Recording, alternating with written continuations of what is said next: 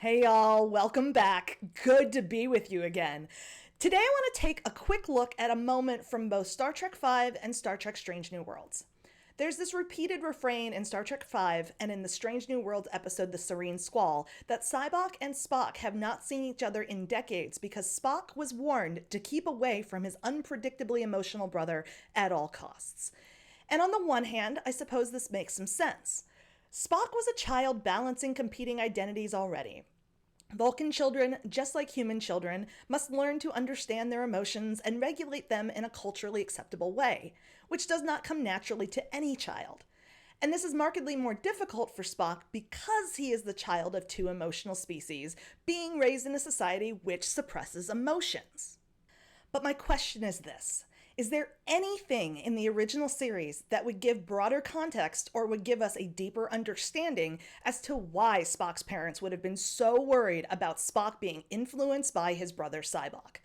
One must assume, especially given Spock's mother is human and his father is an ambassador for Starfleet, that Spock is around other humans and non-Vulcans and would have been influenced by them and their wild emotionality as well. So why are they so worried about Spock being around Sybok in particular? Could it be because Spock himself is naturally gifted towards the heretical mind control used by Sybok? Yes. Yes, that's the answer.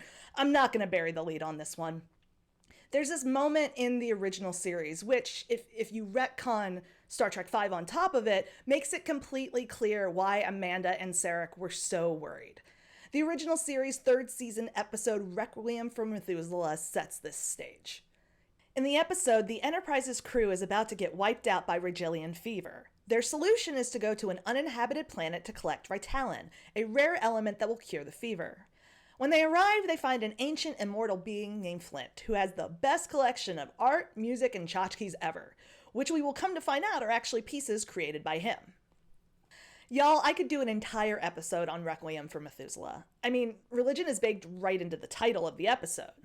Methuselah is traditionally the oldest man to have ever lived. The account of his 969-year life is found in the Hebrew Bible book of Genesis, chapter 5. And there's so much I could unpack about what pieces of art and culture they've associated with Flint.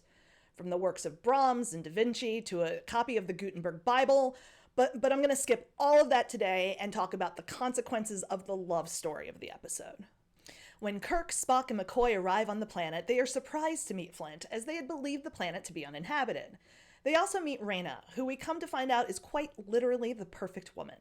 Highly educated, incredibly poised, and compellingly lovely, Captain Kirk falls for her almost instantly.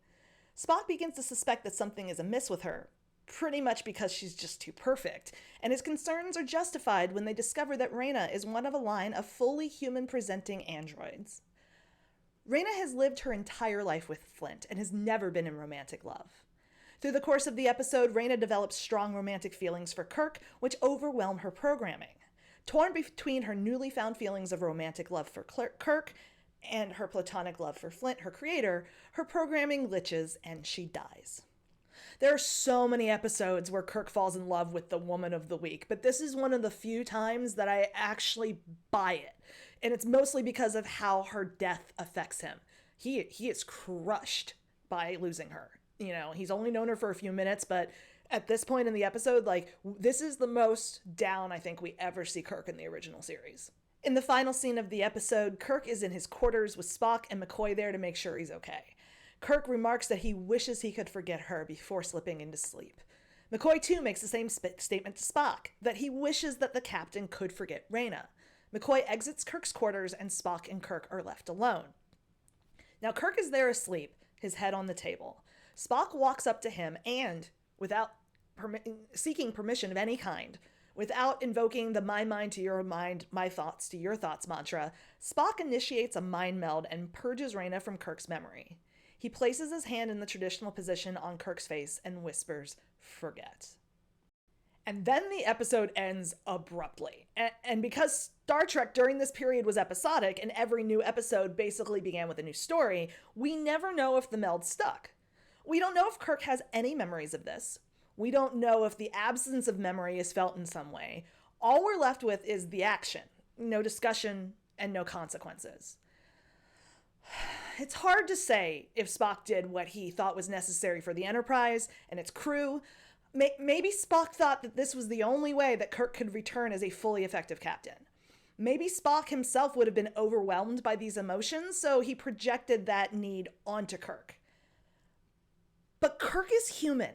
He has the human capacity to grieve and to move on, to process his emotions and to grow, to integrate his experience into who he is and have it inform who he will become. And Spock just takes this opportunity for processing and growth away from Kirk, without permission, without consent. This moment for me is like that scene in Star Trek VI with Valeris, because it stands as another example of Spock performing a mind meld without consent, a forbidden practice within normative Vulcan practice. In a moment of deep concern for his friend, Spock was willing to use these heretical powers of mind erasure in a way that should be classified as assault. Even though Kirk says he wants to forget, one could question whether or not he was medically competent in that moment to make such a decision. Furthermore, there is no evidence at this point in the series to suggest that Kirk has any idea that Spock can even take away emotions, so that wish to forget is simply that. It's a wish. It's not a request. And now I'm sure many of you are not going to be happy with me for saying these things about Spock, and I want to be clear. I don't like saying them about Spock. But I truly believe Spock did what he thought was best, and he sees that the removal of these memories is actually just an act of mercy. I do.